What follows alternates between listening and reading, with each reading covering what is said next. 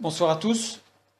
Ce soir, un thème, je dirais, assez classique en archéologie biblique, à savoir Sodome et Gomorrhe.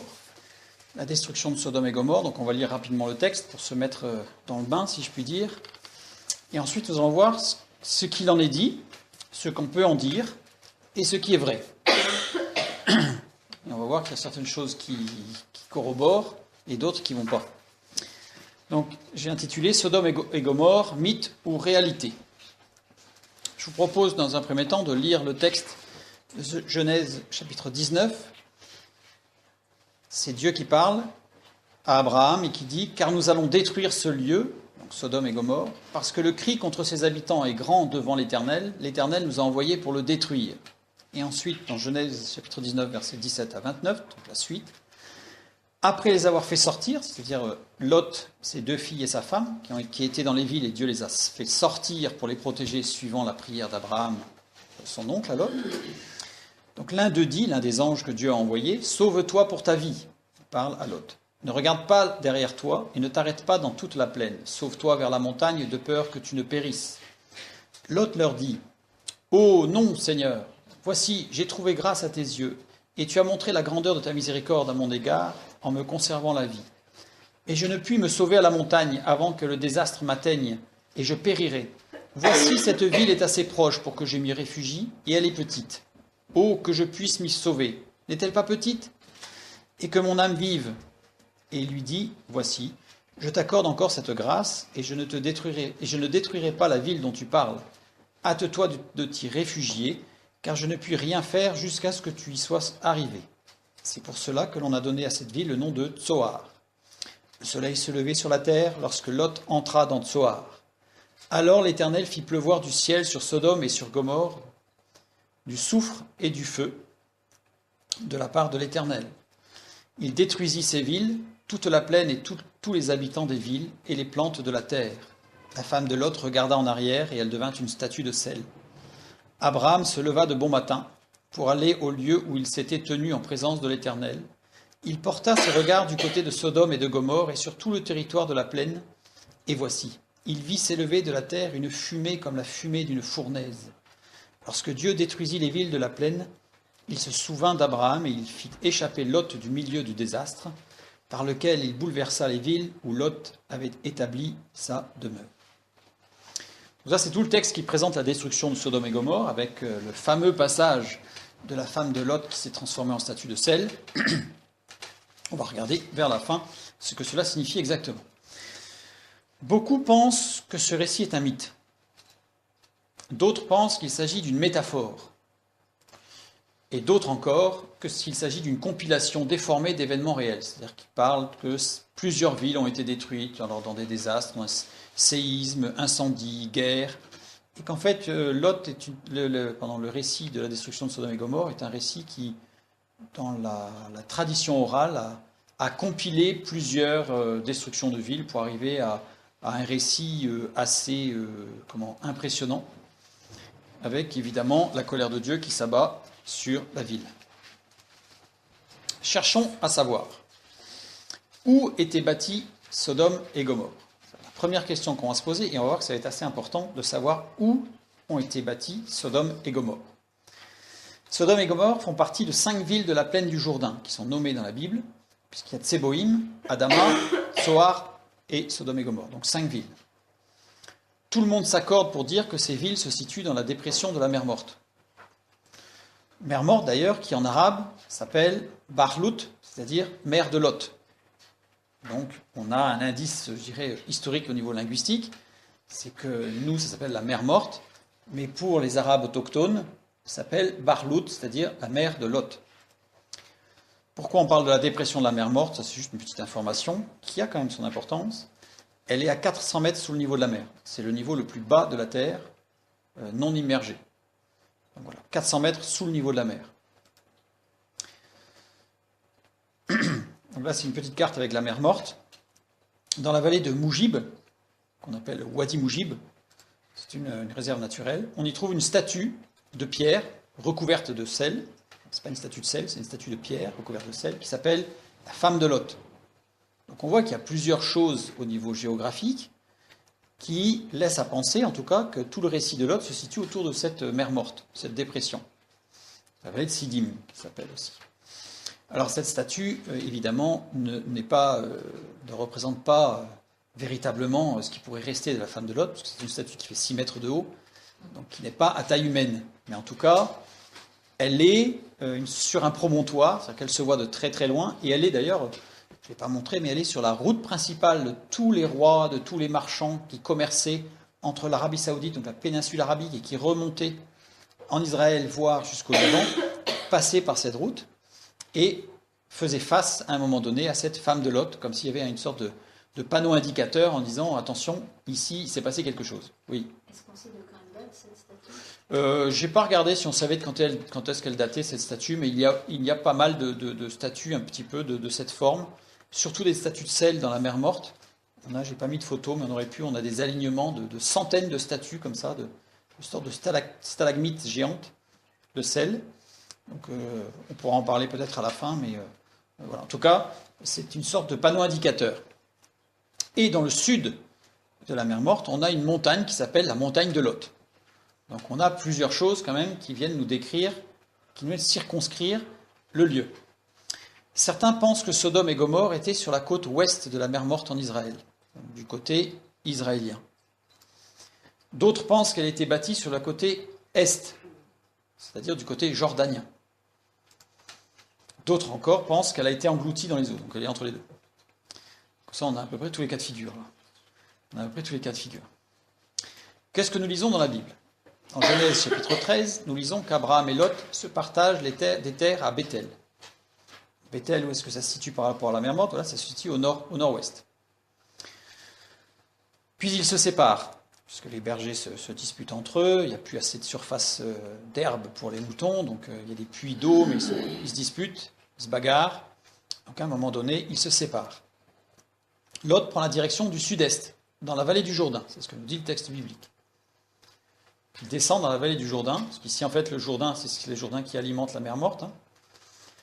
Donc il descend dans la vallée du Jourdain, et il s'établit à Sodome. Alors Sodome, pour l'instant, on ne sait pas où c'est. Dans 1 Samuel chapitre 13, nous lisons, les Philistins installèrent leur camp à Michmash.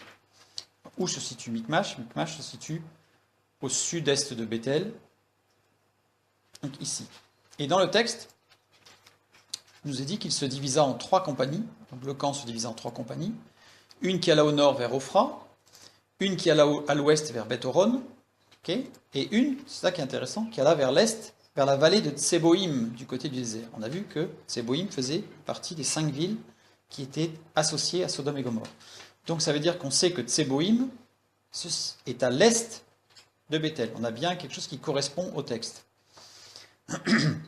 Sachant que des siècles après, puisque là, dans 1 Samuel chapitre 13, on est quasiment, on va le voir, mais on est quasiment, que je ne dise pas de bêtises, 3 siècles après Lot, 3-4 siècles après Lot. Donc on a encore le nom de cette ville, malgré le fait qu'elle a été détruite plusieurs siècles auparavant, et résonne comme celui de Sodome. D'ailleurs, encore aujourd'hui, Sodome, ça parle. D'ailleurs, ce qu'il faut savoir, c'est qu'il était commun de donner à une ville le nom d'une ville ancienne qui avait été détruite. C'est pour ça, par exemple, que nous avons 3 Jéricho différents.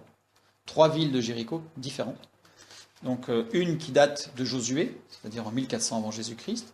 Une qui a été reconstruite en 29 avant Jésus-Christ. C'est pour ça que dans un des passages de l'Évangile, il est dit que Jésus sortit de Jéricho et juste après, il rentra dans Jéricho. En fait, et il guérit d'ailleurs un malade sur le chemin entre Jéricho et Jéricho. Donc certains utilisent ça pour dire « Oh là là, le texte raconte des bêtises ». En fait non, parce qu'il y avait 2 Jéricho. Il y avait l'ancienne Jéricho qui datait de Josué et la nouvelle Jéricho bâtie en moins 29. Et il y a la Jéricho d'aujourd'hui, en 1992, qui n'est pas située, une fois non plus, exactement sur les sites des 2 Jéricho anciennes. Donc on a 3 Jéricho différentes. Donc ça arrive. Dans Genèse 10-19, nous avons un autre passage qui nous parle des villes de Sodome et Gomorrhe. C'est la description des frontières du pays de Canaan. Les limites des Cananéens allèrent depuis Sidon. Donc Sidon, ça se situe tout au nord d'Israël, du côté de Guérar jusqu'à Gaza. Donc là, ça descend. Guérar est en bas. Et du côté de Sodome, donc là on descend, on va vers l'est. De Gomorre, on remonte. Donc là j'ai mis des cercles parce que, eh bien justement, on ne sait pas exactement où ça se situe. On sait que c'est par là. Mais on ne sait pas exactement où ça se situe, contrairement à Guérar et à Sidon où j'ai mis des petits points. Ensuite on a Adama, qui est à nouveau plus au nord. Tseboïm, qui est plus au nord, là on l'a vu tout à l'heure avec les Philistins, ce qui nous permet de Tseboïm d'être beaucoup plus circonscrit, on sait que c'est vraiment par là. Et après, jusqu'à l'Écha, on remonte au nord pour enfin refermer le pays de Canaan. On sait par ailleurs que les descendants de Lot sont restés dans la région, puisque c'est les descendants de Lot, c'est Moab, les deux fils de Lot qu'il a eu avec ses filles à son insu, puisqu'il était alcoolisé par ses filles. Gaza, la question m'est posée, où est Gaza? Gaza c'est ici, c'est sur la bande ici, jusqu'à Guérar. Là. Gaza c'est ici, la partie verte un petit peu là sur l'ouest, sud-ouest d'Israël.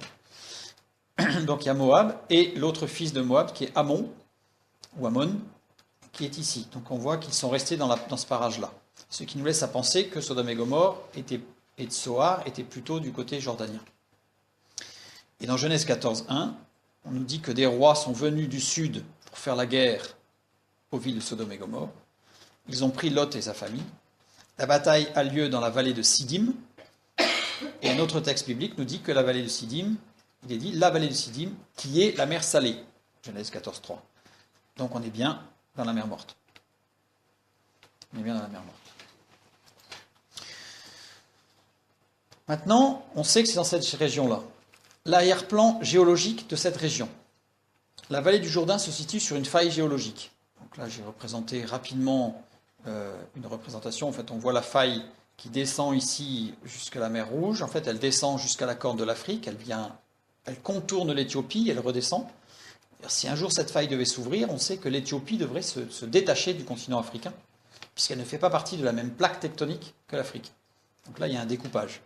Cette faille qui remonte jusqu'à Jérusalem, qui remonte jusqu'au Liban, jusqu'en Turquie, et qui passe par le fameux mont des Oliviers à Jérusalem. Donc ici, on a des failles particulières, et on a plusieurs failles parallèles, juste dans la région de la mer Morte. Avec un gros plan ici, et une vue, on voit bien la mer Morte, elle se situe au milieu des montagnes, là, et on la voit bien la faille, au niveau géologique. Avec de nombreuses poches de gaz naturel. Ça va être important. Alors la théorie commune de destruction de Sodome et Gomorre, c'est-à-dire ce qui est communément accepté ou ce qui est dit de façon rapide, on dit qu'un séisme puissant le long de la faille, de cette faille, là, eh bien, a détruit les villes, les murailles se sont effondrées. Alors pour information, au XXe siècle, on a enregistré une dizaine de secousses sismiques assez fortes dans cette région. Ce qui laisse supposer qu'il y en a eu d'autres avant, et donc que ce n'était pas impossible. Bon, en tout cas, ce qui est dit, c'est que très souvent, il y a dû avoir un tremblement de terre.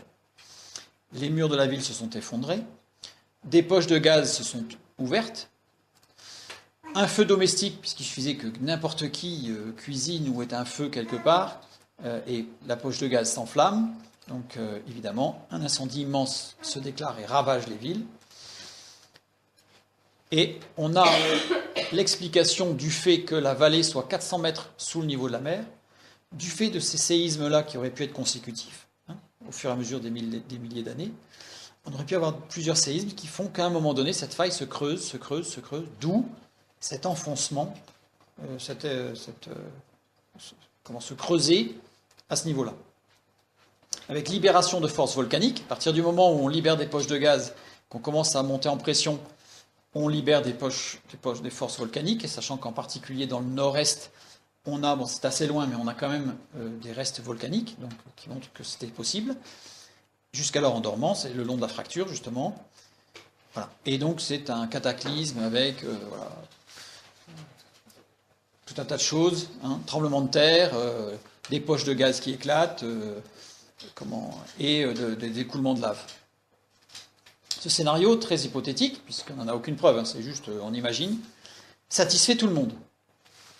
Alors ça satisfait tout le monde, ça satisfait les croyants. Pourquoi ? Parce qu'on a une explication cohérente vis-à-vis des athées. C'est-à-dire qu'en fait, on se dit, ouais, enfin, le texte n'est pas tout à fait mythique, voire mythologique, puisque il y a quand même une cohérence, donc on s'attache à ça, et puis on se dit, c'est valide, c'est valide. Les athées, eux, se satisfont totalement de cette explication, puisque c'est une explication qui n'engage aucune preuve de véracité des textes bibliques, qui reste mythique. C'est juste une adaptation de choses qui se sont produites. Donc tout le monde se satisfait de cette explication.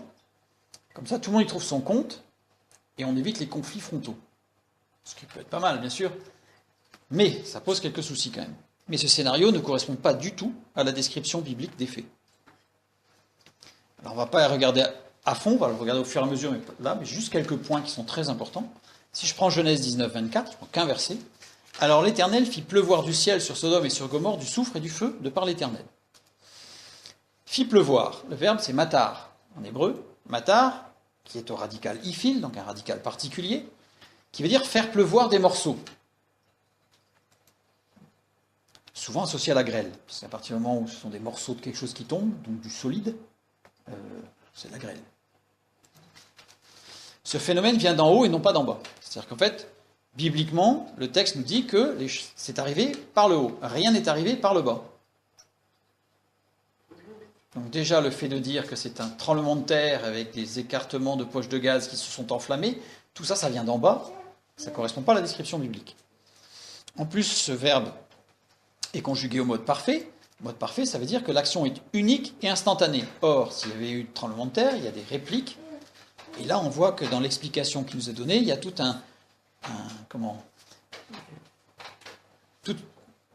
plusieurs événements les uns après les autres qui se chevauchent ou qui s'enchaînent les uns les autres. Donc on n'est pas quelque chose d'instantané et d'unique. Donc on voit que l'explication commune ne correspond pas à l'explication biblique. Ensuite, on nous dit que c'est du soufre et du feu. Or, il n'y a jamais de dégagement de soufre dans une éruption volcanique.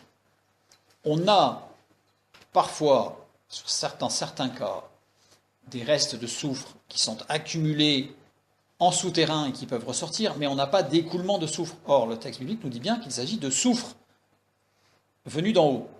Or, un volcan ne crache pas de soufre. Donc, là non plus, ça ne correspond pas du tout. Du coup, eh bien, je suis allé voir un peu plus loin. Évidemment, j'ai cherché parce que ça ne me convient pas. C'est-à-dire qu'à partir du moment où on a des éléments bibliques qui ne correspondent pas à ce que l'on peut voir et lire ou entendre, il faut aller creuser. Alors, la première découverte qui va nous intéresser, c'est une découverte archéologique de 1894. C'est la mosaïque de Madaba, qui se trouve en Jordanie. Alors, cette mosaïque, elle se trouve dans une église, l'église Saint-Georges d'ailleurs, dans une ville, Madaba, qui représente une topographie, c'est une carte, du nord du Liban jusqu'au delta du Nil. Donc elle est très très large cette carte, et de la mer Méditerranée jusqu'aux déserts orientaux. Donc c'est vraiment, je dirais, le Liban, Israël, avec un peu la Jordanie, jusqu'en Égypte. Donc on a vraiment un ensemble. D'ailleurs, cette carte est très précise, puisqu'elle a permis de résoudre plusieurs problèmes, plusieurs questions historiques sur la localisation de nombreuses localités disparues et de monuments enfouis. C'est-à-dire que c'est grâce à cette carte que l'on a retrouvé des villes qui n'existent plus, enfouies. Donc les archéologues se sont basés sur cette carte pour les retrouver, et elle a toujours été très juste. Sur les monuments aussi. La précision géographique est impressionnante. Surtout si on superpose la carte avec la carte de la mosaïque, il y a une petite faute, mais de la carte de la mosaïque, et une carte moderne. Si je superpose, alors désolé pour la qualité, parce qu'en agrandissement c'est pas terrible, mais en fait, c'est très très précis. Je crois de mémoire que cette mosaïque est faite de 11 000 petits morceaux collés les uns après les autres. 17 000 heures de travail, a priori, il a fallu pour la réaliser. Donc c'est une carte qui est très très précise, et qui, pour l'instant en tout cas, n'a jamais été prise en défaut. Au niveau de sa localisation, autant de sites comme des villes, autant, par exemple dans Jérusalem, c'est assez précis, puisqu'il y a des points précis de sites importants qui ont été retrouvés, ils ont creusé, ils ont retrouvé exactement ce qui était là. Et cette mosaïque indique avec précision où se trouve la ville de Tsoar, la fameuse ville où Lot s'est enfui. Et elle est localisée précisément ici, une ville qui aujourd'hui s'appelle Saphi. Donc elle fait partie des sous-bassements en fait d'une ville moderne qui existe, qui s'appelle Saphi.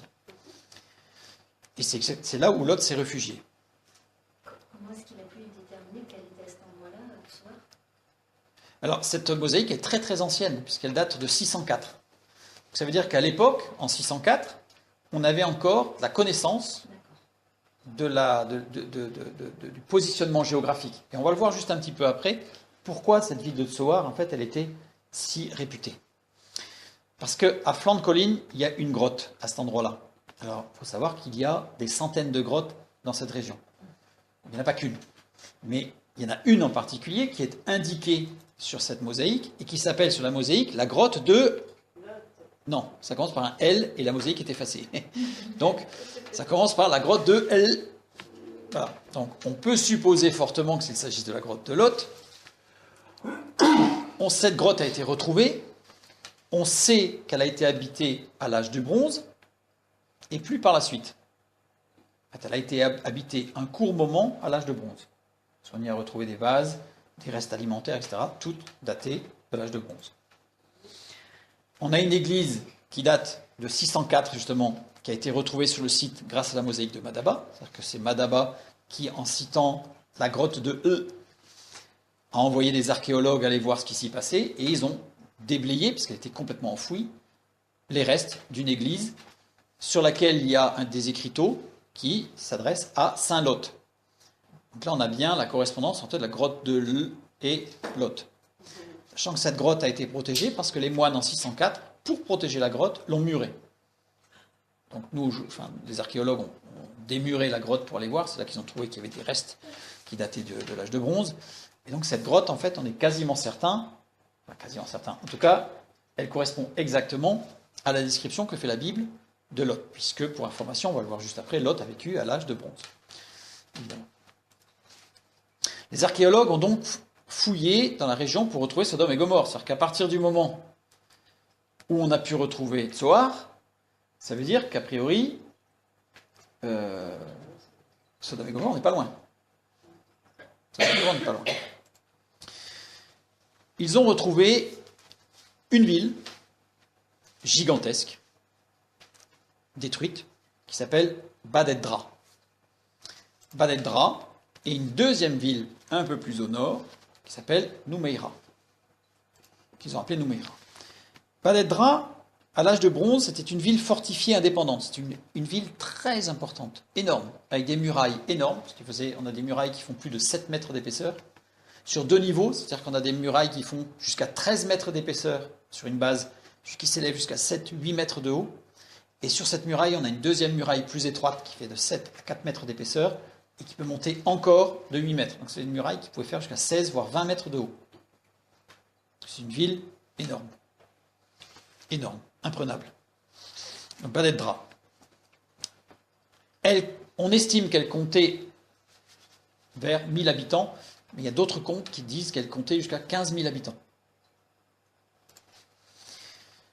Et ce qui est très impressionnant, c'est qu'entre ces deux villes, de Bad-Edra et de Noumeira, on a un cimetière. On a un cimetière qui compte 20 000 tombes. Et dans ces 20 000 tombes, voilà, en fait, c'est ce qui reste, mais chaque trou est une tombe. Et dans chaque tombe, il y avait plusieurs corps. Résultat, les archéologues ont dénombré 200 000 hommes, femmes et enfants enterrés. C'est le cimetière le plus grand du monde, qui date tous de l'âge de bronze. Ces villes se sont détruites à l'âge de bronze, tous les corps datent de l'âge de bronze, et ces villes n'ont plus jamais été habitées par la suite. Évidemment, ça nous rappelle Sodome et Gomorrhe. Non seulement la situation géographique est très proche de là où on pense qu'elles doivent être, et en plus, ce qui s'est passé semble correspondre.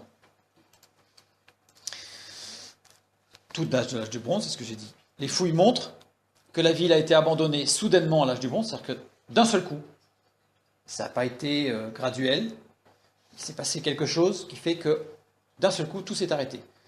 Une ville immense, florissante, s'est arrêtée net, a été détruite. Et que la ville a été entièrement brûlée. Donc on a une description qui correspond de plus en plus à Sodome et Gomorrhe. Tu dis que ce sont des tombes, mais des tombes, ça veut dire qu'il y avait des choses autour. Oui, il y avait des éléments funéraires, quelques éléments funéraires. Alors le problème, c'est que énormément de ces tombes ont été détruites par des pilleurs de tombes, parce qu'elles étaient accessibles. Donc ils ont surtout retrouvé des vases cassés, des poteries cassées, mais ce qui a pu dater, en fait, de façon sûre que ça date de l'âge de bronze. Et des squelettes. Des squelettes qui ne sont pas forcément posés de façon très religieuse. C'est-à-dire qu'en fait, elles sont plutôt entassées. Comme s'il avait fallu faire assez vite. Voilà. Sachant qu'il y a quand même 200 000 corps. Hein. Donc faire assez vite avec 200 000 corps, c'était un peu compliqué. Là, je vous montre une image en fait des vestiges d'un mur de briques de Badedra, donc il ne reste plus grand-chose. Hein. Il ne reste plus grand-chose. D'abord, c'est vieux, c'est très vieux. Et puis, ça a 5000 ans. Et deuxièmement, ça a été complètement détruit. Maintenant, on a eu une première découverte qui nous a amené sur la piste et qui nous a permis de découvrir, enfin qui a permis aux archéologues, en tout cas et à nous, de découvrir qu'il existe 2 villes importantes qui correspondent dans la description à Sodome et Gomorrhe, Badedra et Noumeira. Et une autre découverte très intéressante, donc là, la découverte n'a pas eu lieu en 2008, mais en 2008, ce texte qui a été découvert en de mémoire, je ne sais plus si c'est pas 1904, je ne suis pas sûr, on verra. En tout cas, c'est quelque chose d'ancien. Non, 1920. C'est ça, c'est dans les années 20, 1920. Un texte sumérien qui a été traduit. Alors voilà, c'est parti de ce texte. Celui-là, c'est une tablette qui a été découverte par Henry Layard, donc un archéologue anglais. Voilà. 1894, donc c'est même avant. Ça a été découvert vers 1860-70, vous voyez. Donc, et la tablette, d'ailleurs, est référencée, pour ceux que ça intéresse, qui veulent aller voir, 85-38, dans la collection du British Museum. Donc cette tablette en forme de bol, parce que c'était en terre souple, qui était posée sur un bol, donc elle a la forme du bol sur lequel elle a été posée, mais ce qui est intéressant, c'est qu'elle date de l'âge de bronze, cette tablette. Et ce qui a été traduit, c'est de toute évidence un texte, on va voir que ce n'est pas vraiment un texte, mais ce qui a été écrit en tout cas, ce qui a été gravé sur cette tablette, vient d'un astronome sumérien qui décrit un événement céleste étrange. Il décrit ce qu'il voit. Il voit un objet traversant le ciel à très grande vitesse. De toute évidence, un astéroïde. Les détails sont suffisamment précis pour permettre de calculer sa trajectoire et sa vitesse. Puisque, sur le texte, il dit, en fait, lui, il habitait Sumer, hein, donc il dit qu'il a vu apparaître l'objet céleste dans telle direction, qu'il a traversé tout le ciel pour ressortir de l'autre direction. Et il décrit le temps que ça a mis, parce que c'est un astronome, donc il est un peu habitué, et 4 secondes et demie à peu près, pour traverser tout le ciel. Une boule de feu qui traverse tout le ciel en 4 secondes et demie. Donc ce qui permet de calculer la trajectoire, parce qu'elle est très bien définie, la trajectoire et la vitesse. Cet astéroïde faisait 1 km de diamètre, approximativement. Vous allez dire, c'est énorme. C'est clair. Un impact avec un tel astéroïde peut être 30 000 fois plus puissant qu'une bombe nucléaire. Alors j'ai mis 30 000 fois, tout à l'heure on va voir que je vais parler de 16 millions de fois Hiroshima. 16 millions de fois Hiroshima, l'impact. Il faut imaginer ce que ça peut donner. Créant une boule de feu d'environ 100 km de diamètre. C'est à peine imaginable. L'impact a dû lever des débris sur des milliers de kilomètres. C'est ce qu'on se dit. Un énorme panache de fumée a recouvert la région du Levant, du nord de l'Égypte et du Sinaï. C'est ce qui est décrit dans la tablette. Et c'est le résultat de ce qui a été vu. C'est-à-dire qu'en fait, toute la région du Sinaï, du sud d'Israël, du nord-est de l'Égypte, jusqu'au nord, était recouverte de panache noir. Il y a eu une pluie de feu dans la région de Sodome et Gomorre. Que nous dit la Bible? Dieu détruit Sodome par une pluie de feu et de soufre. Donc, il n'y a pas que Sodome, il y a Gomorre aussi qui a été détruite, mais aussi Tséboïm et Adama. Et Tsoar, par la suite, parce que Lot s'est réfugié à Tsoar, puis il est monté dans la grotte, et après Tsoar a été détruite. Lot et ses filles pensaient être les derniers survivants sur terre. Ça, on le sait dans le texte biblique, puisque dans Genèse 19, il est dit, l'aînée dit à la plus jeune, donc les deux filles de Lot, notre père est vieux, il n'y a point d'homme dans la contrée pour venir vers nous selon l'usage de tous les pays. C'est-à-dire que là, ils vont décider d'enivrer leur père pour avoir un enfant de lui, puisqu'ils sont plus, il n'y a plus d'hommes. Quand il est dit, et il n'y a point d'homme dans la contrée, Baaretz, Baaretz qui veut dire sur la terre. C'est pas dans la région. C'est-à-dire que les filles de Lot, quand elles voient le désastre, elles se disent, on est les derniers survivants sur la planète Terre. Donc il va falloir qu'on repeuple la Terre. Et selon l'usage de tous les pays, Kal Haaretz, ce qui signifie de toute la Terre. Selon les usages de toute la Terre. Donc on est bien, le cataclysme a dû être énorme, parce qu'il ne s'agit pas juste des petites villes qui ont été détruites, ça devait être terrible. Et le résultat, c'est que on dirait aujourd'hui qu'elles ont vu un environnement apocalyptique, c'est l'anachronisme, évidemment, mais elles ont assisté à quelque chose d'effroyable. Le disque en terre cuite est une carte du ciel de l'époque. En fait, tout a été tracé. Certaines constellations sont facilement identifiables. On a reconnu facilement le Gémeaux, les Poissons et d'autres. Donc les constellations. Des noms sont aussi écrits dans d'autres écrits astronomiques qu'on a retrouvés de Sumer. Donc ça permet de faire des corrélations pour voir qu'ils parlent bien de la bonne, par exemple, les planètes, Jupiter, Saturne, Mercure. Donc on a une description du ciel qui est très précise. Et sur cette tablette, l'astronome a indiqué exactement la trajectoire de l'astéroïde observé. Exactement. Première observation dans la constellation du Poisson. C'est ce qui est décrit dans la tablette. Il a traversé le ciel entre Pégase et Aquila, puis il a disparu à l'horizon. Donc on a un axe et il a disparu, l'objet. Temps d'observation, 4 minutes et demie, c'est ce que je disais tout à l'heure. Tout est si précis qu'il est encore possible de retracer la trajectoire de l'astéroïde. Il s'agit d'un astéroïde Atone. Qu'est-ce que c'est qu'un astéroïde Atone? C'est un astéroïde géocroiseur avec une trajectoire connue entre le Soleil, Vénus et la Terre. Donc il y a énormément d'astéroïdes qui voyagent là, entre Terre-Soleil, je vais dire, et Vénus. Ce sont des géocroiseurs, et ceux-là ont une forte probabilité, ou un risque important de s'écraser sur la Terre. Alors ils s'en écrasent tous les ans, hein, mais en général ils sont tout petits, donc ça fait une petite lumière, on ne voit rien du tout. On estime qu'il y a à peu près 17 000 tonnes d'astéroïdes qui tombent sur la Terre par an. Ils mesurent de 30 mètres de diamètre à 1,5 km de diamètre. Ces astéroïdes Atone. Sur la Terre, il y en a... Non, on va voir qu'il vaut mieux pas qu'il y en ait souvent sur la Terre qui arrivent. Il vaut mieux pas. Je vais donner une référence tout à l'heure. Là, il y a en 2015, en février 2015, oui c'est ça, donc l'année dernière, il y a un astéroïde qui s'est écrasé. Il n'a pas fait que traverser, qui s'est écrasé sur la Russie. C'est un phénomène exceptionnel qui a été filmé par des caméras de surveillance, donc on voit ce qui s'est passé. Il faisait 17 mètres de diamètre. Et je vais vous inviter par la suite, ceux qui s'intéressent, à aller sur YouTube, à regarder les vidéos de cet astéroïde de 17 mètres de diamètre et de voir les dégâts que ça a fait à des centaines de kilomètres de distance. Des fenêtres qui ont été soufflées. Les gens sont tombés à la renverse.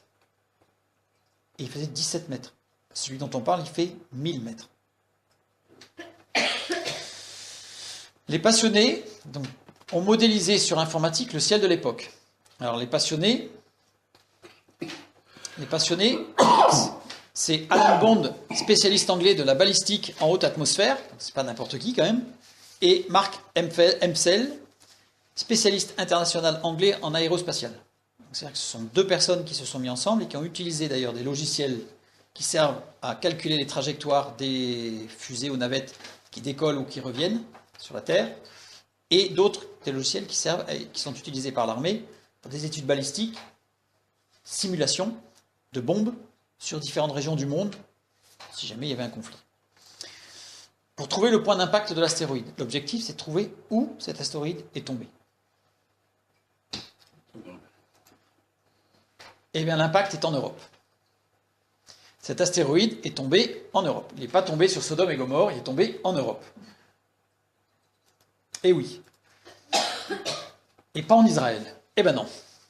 Dommage. Dommage, hein. Il est tombé exactement dans les Alpes autrichiennes. À Köfels. Voilà une photo de Köfels. Alors certains vont me dire, ah, on voit le cratère. Et je vais vous dire non, ce n'est pas le cratère. C'est un effet du passage juste avant son explosion. Parce qu'en fait, elle ne s'est pas écrasée, elle a explosé en l'air. Cet astéroïde Hill. En général, un astéroïde explose avant de toucher le sol. Comme à Tunguska en Sibérie en 1908, par exemple, où là on a un énorme astéroïde, enfin énorme, c'est 50 mètres. Énorme astéroïde qui a rasé 60 millions d'arbres. Voilà. Explosion de 5 à 10 km d'altitude. Donc, il a explosé à 10 km d'altitude. Et pour autant, il a causé un séisme de magnitude 4,5 à 5 à 1000 km de distance. L'onde de choc fut enregistrée en Europe occidentale et aux États-Unis. Vortex de poussière et de cendres entraîné jusqu'en Espagne. Donc, la poussière qui a été levée est partie jusqu'en Espagne. À Tunguska, l'astéroïde ne mesurait que 50 mètres de diamètre. Là, on parle d'un astéroïde de 1000 mètres de diamètre. Compte rendu de l'université de Bristol, je ne vais pas tout le lire, j'ai mis quelques citations, je vais lire que ce qui est en gras, parce que c'est ce qui nous intéresse. L'astéroïde ayant une orbite proche de la Terre en résonance avec l'orbite terrestre, cette trajectoire explique pourquoi il n'y a pas de cratère à Köfel, parce qu'en fait, comme il était proche de la Terre, il n'est pas venu en frontal, il est venu en tangente, c'est-à-dire qu'il est venu juste sur le bord. Voilà. Donc il a rasé une montagne appelée Gamskogel, ce que nous avons vu. Il a arraché un sommet de la montagne en passant, complètement. Et en arrachant ce sommet de la montagne, eh bien, il a explosé. C'est pour ça qu'il n'y a pas de cratère. Mais il a arraché un morceau de montagne. Je crois que je ne sais plus si j'ai mis un morceau de 500 mètres. Enfin, 500 mètres sur 300 mètres de profondeur. Enfin, un bon morceau, quoi. Une boule de feu d'environ 5 km de diamètre. Et lorsqu'il a touché Köfel, il s'est créé une pression énorme qui a pulvérisé la roche et créé un éboulement.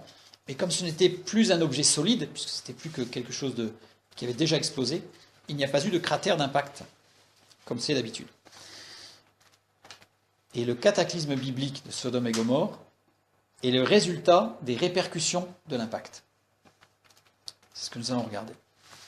Les astronomes ont recréé le scénario de la collision minute par minute, avec des logiciels astronomiques et militaires de simulation, comme je disais tout à l'heure.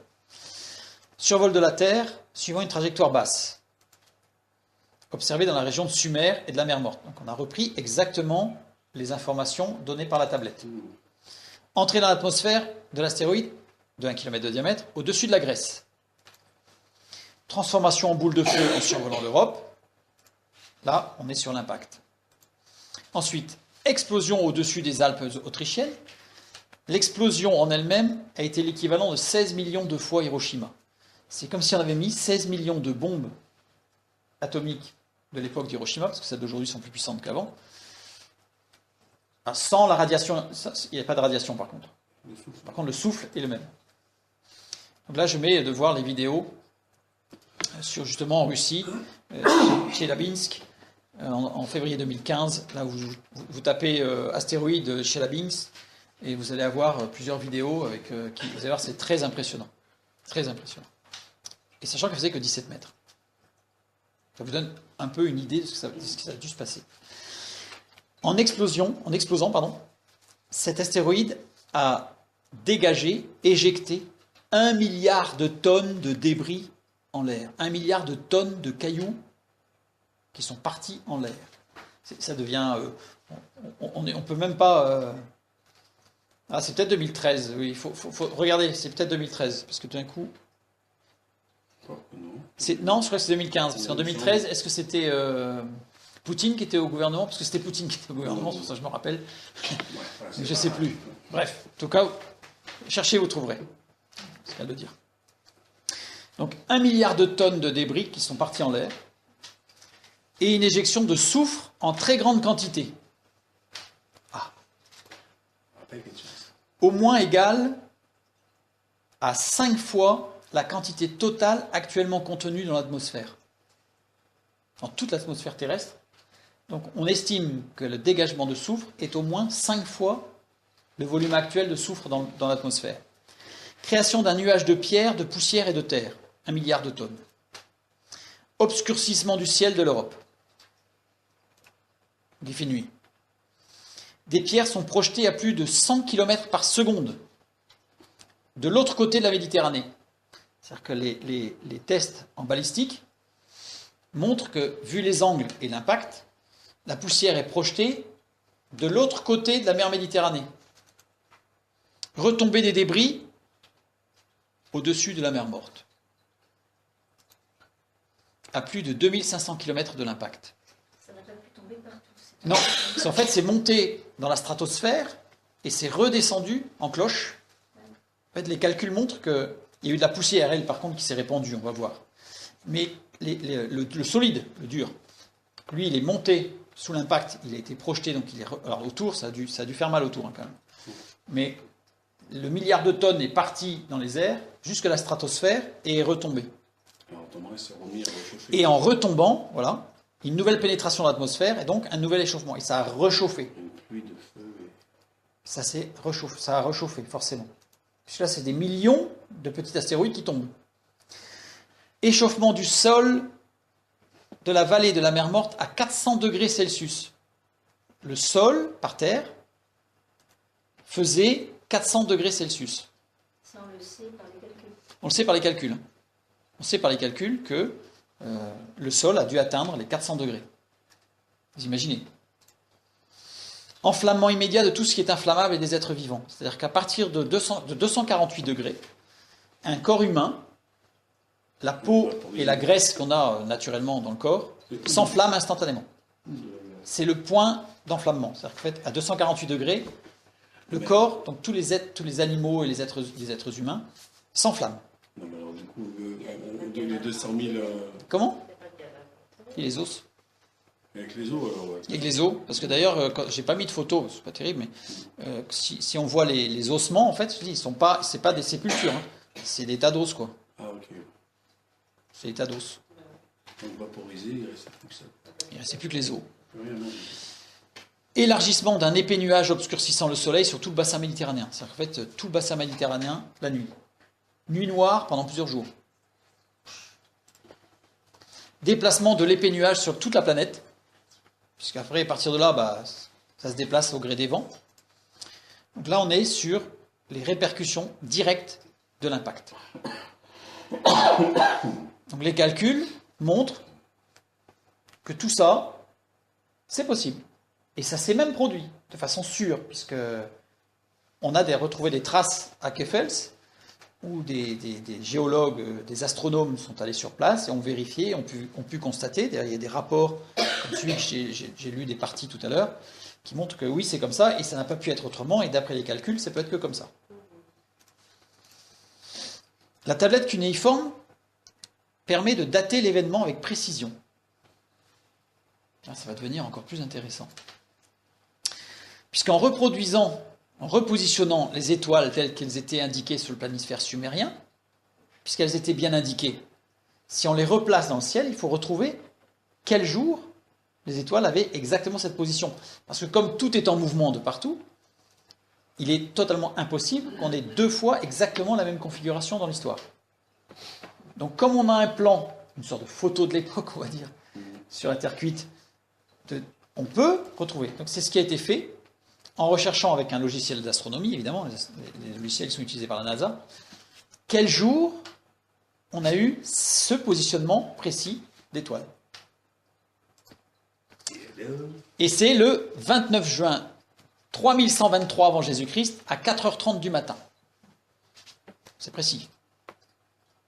C'est précis. Alors, rappelez-vous, le texte biblique nous dit que c'était au lever du jour que ça s'est produit. Vous voyez, donc la précision du texte biblique. On peut montrer non seulement que ce n'est pas dans les environs, c'est que c'était très tôt le matin, puisque ça s'est produit à 4h30 du matin, donc le temps à 100 mètres par seconde, je ne vous raconte pas, c'est-à-dire que 20 minutes après, ça y est, c'était fini. Hein. Donc c'était au lever du matin, au petit matin, que tout ça, ça s'est produit. Mais alors le problème, voilà, là on est confronté à un autre problème. J'aime bien les problèmes. J'aime bien les questions. C'est que, bibliquement, dans la Bible, Lot n'a pas vécu en 3123 avant Jésus-Christ. Lot a vécu en 1700 environ avant Jésus-Christ. On a un décalage sérieux quand même. Petit aparté sur le temps et sur la datation. Je suis obligé de faire. Alors je vais résumer au plus simple, parce que c'est quelque chose de très complexe. On va faire quelque chose de simple. Depuis Einstein, donc c'est pas très vieux, hein. Depuis Einstein, on sait, il est reconnu, voilà, c'est acquis, que le temps est lié à la lumière. Alors il y a une fameuse formule, hein, voilà, que je mets, c'est-à-dire que la mesure du temps, le delta t, est égale à quelque chose dont on a la vitesse de ce qu'on veut mesurer, et la vitesse de la lumière, c'est le petit c. Donc, on le sait. On sait que la vitesse de la lumière est constante à un instant donné dans tout l'univers. C'est-à-dire que on ne dit pas, quand on dit la vitesse de la lumière est constante, on ne dit pas que la vitesse de la lumière a toujours été constante, parce qu'il nous manque un bout de la phrase en fait. On dit que la vitesse de la lumière est constante à un instant donné dans tout l'univers. C'est-à-dire que c'est la même dans tout l'univers, là à l'instant où je parle. Mais la vitesse de la lumière n'a pas été constante dans l'histoire. Alors on le sait, et d'ailleurs, la fameuse théorie du Big Bang le dit clairement, même si cette théorie du Big Bang, on l'a déjà vu, n'est pas valide, dans le sens où elle ne tient pas par rapport aux données scientifiques. Mais peu importe, en tout cas, pour nous, là, ce soir, ce qui est important, c'est que ça gêne personne de dire qu'au moment dans la théorie du Big Bang, la lumière, au départ, était infiniment plus rapide qu'aujourd'hui. Mais dans mon petit calcul de la loi de la relativité, là, si la lumière est infiniment plus rapide, ça veut dire quoi? Ça veut dire que l'écoulement du temps a infiniment varié par rapport à maintenant. Donc, le temps ne s'est pas toujours écoulé à la même vitesse. 4 secondes 30. Comment? 4 secondes 30. Ah, attends. Le temps ne s'est pas toujours écoulé à la même vitesse. On sait, d'un point de vue des lois de la thermodynamique, que des lois de freinage, de décélération, des lois de frottement, etc., dès qu'il y a quelque chose qui varie dans un ralentissement, dans une loi thermodynamique, on a une règle des lois exponentielles inverses. Pour ceux qui connaissent, je donne sans pâture. Pour les autres, on passe. Ça veut dire que, si je fais simple, le temps que j'appelle le temps scientifique égale une fonction du temps biblique, c'est-à-dire qu'une fonction exponentielle, donc il y a une traduction à faire en fait. Parce que ça veut dire que le temps biblique est un temps réel, mais si je mesure le temps, il y a un décalage. Je vais vous donner un exemple. Un petit graphique qui va simplifier les choses. Parce que là, c'est compliqué. On a le temps. Sur l'axe des abscisses, c'est en bas, à l'horizontale, appréciation ou lecture du temps. En vertical, on a la vitesse de la lumière. La vitesse de la lumière, dans tous les calculs de datation, on considère que la lumière, la vitesse de la lumière a été presque constante. En fait, on sait qu'elle a ralenti, mais on considère qu'elle ralentit très très peu. Donc voilà, elle ralentit tout doucement. C'est la droite verte. On sait que la vitesse de la lumière n'a pas été comme ça, parce que la vitesse de la lumière, elle a plutôt ralenti comme ça. Donc elle était infiniment forte au départ, et puis elle a réduit. Maintenant, je prends un événement réel, quelque chose qui a eu lieu. Voilà. Il a eu lieu réellement, au moment où il a eu lieu, la vitesse de la lumière était ici. C'est-à-dire ce que j'appelle CE. Voilà. La vitesse de la lumière de l'événement en question. Si maintenant, je considère que cet événement, je dois le dater en prenant en considération que la vitesse de la lumière s'est ralentie tout doucement.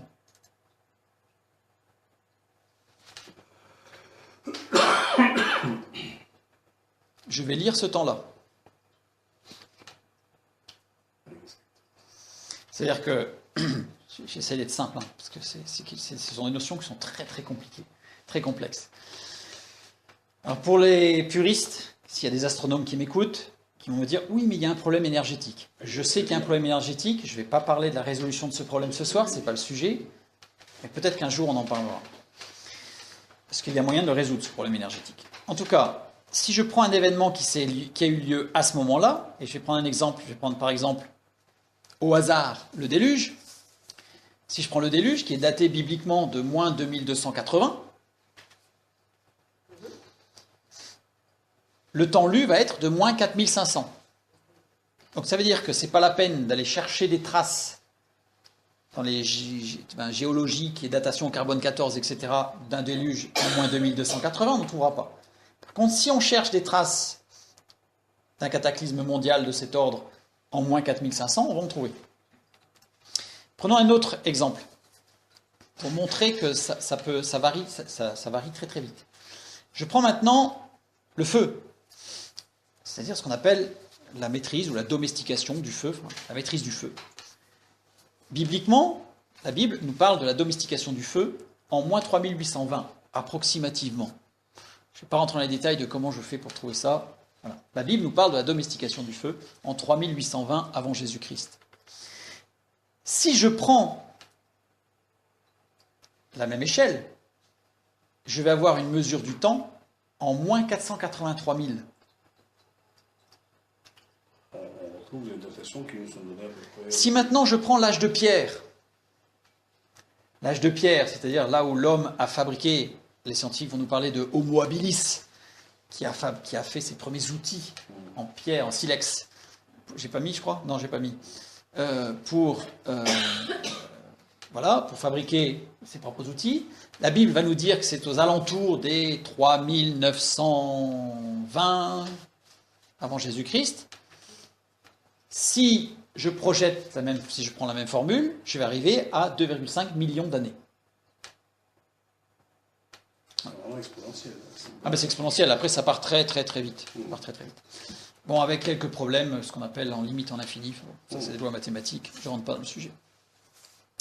Une remarque tout de même, c'est que ce décalage de lecture des datations ne s'effectue que sur les éléments subissant un mouvement, c'est-à-dire sur les lectures astronomiques, puisque ce sont des planètes qui bougent, ou sur la radiométrie par exemple, c'est-à-dire si une désintégration nucléaire, il y a du mouvement de particules, donc tout ce qui est lié au mouvement est lié à une différence de lecture du temps. Je préfère dire une différence de lecture. Voilà, une différence d'échelle de lecture par rapport à la vitesse d'écoulement de la lumière et donc à la vitesse d'écoulement du temps, cette perception du temps. Voilà. Je ne vais pas rentrer plus dans le détail, ça nous amènerait trop loin. Quelques exemples pour montrer l'intérêt de cette lecture, cette double lecture, je dirais. L'âge de bronze. Dans Genèse 4, 22, il nous est parlé de l'âge de bronze, elle est située en 2580 avant Jésus-Christ.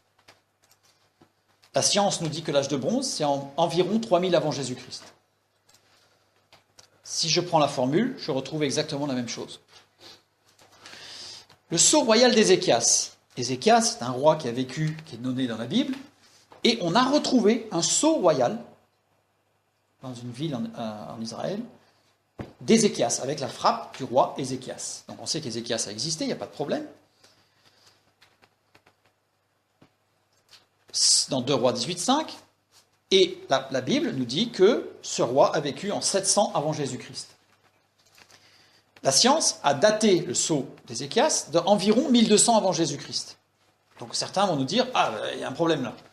En fait, il n'y a pas de problème, puisque si on considère la correction de lecture en fonction de la vitesse de l'écoulement de la vitesse de la lumière, on a une corrélation parfaite.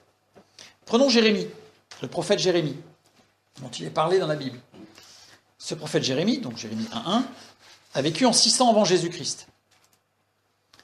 Eh bien, il y a des thèses, vous pouvez chercher, vous allez voir, il y a des thèses qui montrent que Jérémie a côtoyé Pythagore. En fait, Jérémie était un intellectuel de l'époque, Pythagore aussi. Pythagore a voyagé puisqu'il est allé en Égypte et il a voyagé tout le long d'Israël, etc. Donc ils se sont rencontrés. Et d'ailleurs, on soupçonne même qu'ils se sont rencontrés à plusieurs reprises, pas non plus toutes les semaines, mais à plusieurs reprises. Il y a des thèses qui le montrent, mais il y a un problème dans ces thèses. C'est que, au niveau scientifique, Pythagore, il a vécu en 1000 avant Jésus-Christ. Alors, on a des thèses qui montrent, des thèses littéraires, qui montrent de façon quasi certaine que Jérémie et Pythagore ont échangé des idées et des pensées, puisqu'il y a des prophéties de Jérémie qui reprennent des idées pythagoriciennes, et on a des théories pythagoriciennes qui reprennent des textes de Jérémie. Donc c'est sûr, mais ils n'ont pas vécu à la même époque. Sauf que si on prend le décalage de lecture, ils ont vécu en fait exactement à la même époque. Je prends un dernier exemple, parce que je pourrais en prendre à foison, mais je prends un dernier exemple, c'est Néhémie. Néhémie, qui a vécu en 430 avant Jésus-Christ, eh bien, il est quasiment certain qu'il a connu Socrate ou Platon, parce que Socrate n'a rien écrit, Platon n'a fait que écrire ce que Socrate avait dit. Donc, alors, il y a des doutes, hein. Parfois certains disent que Socrate, c'est peut-être Platon qui a pris le nom de Socrate pour éviter d'être en première ligne, enfin, peu importe. Mais en tout cas, les thèses montrent que Néhémie et Socrate se sont rencontrés, eux aussi, à plusieurs reprises. Sauf que, là encore, il y a un problème, puisque Socrate, il a vécu en 700 avant Jésus-Christ. Donc il y a un décalage. Sauf que si on prend le décalage de lecture, il n'y a plus de décalage. Voilà. J'aurais pu prendre des tas d'exemples, et ça marche à chaque fois. La formule, elle s'applique quoi? Bon, là, j'ai pas écrit la formule parce qu'elle est un peu compliquée. Et puis, bon, ça reste... c'est mes petits calculs. Et puis, bon, cette formule que j'ai établie, en fait, est une formule, je dirais, qui n'a pas de preuve. C'est-à-dire que même si mathématiquement, elle a tout un circuit de raisonnement et de mise en place, elle n'a pas de preuve, je dirais, comme quoi c'est la vérité. Donc, je ne dis pas que c'est la vérité, mais en tout cas, ce qui est très, très intéressant, c'est qu'elle correspond tout le temps. Je reviens à notre petite étude ensemble sur Sodome et Gomorrhe.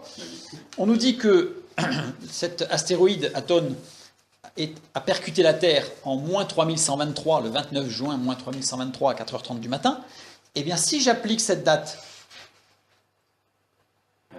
à la formule, j'obtiens moins 1890 de temps réel.